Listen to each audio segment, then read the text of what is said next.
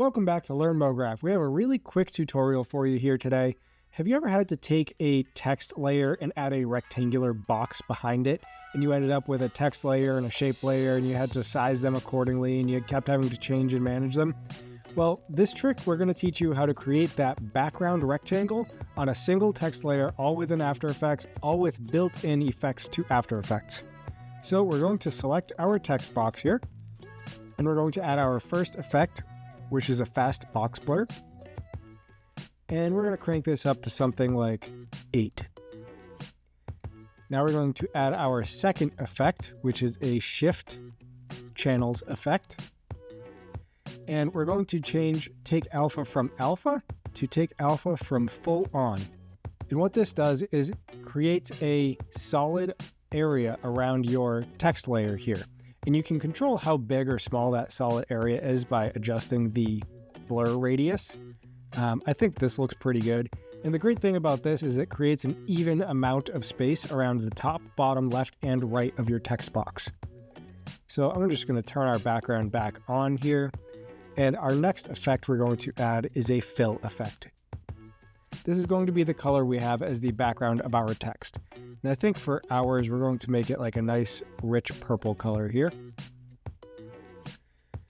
Now, we've created the text box, but our text is behind it. The next effect we're going to add to this is a CC composite effect. And what CC composite does is takes the original source layer and composites it on top of any of the layers that are stacked above it. So if we wanted to move this above fill, it instantly goes away because now our fill is also coloring the CC composite. So we're going to move that back down to the bottom there. And just like that, we have our text layer with an adjustable text box behind it that we can control with the depth of our blur radius.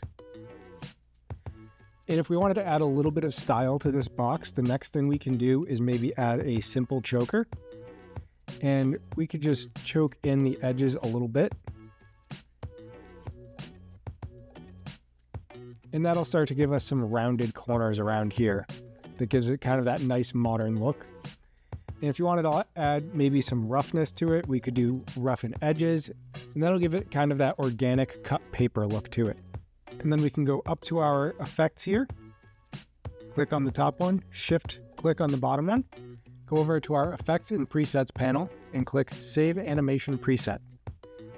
And we're just going to call this one layer text box purple.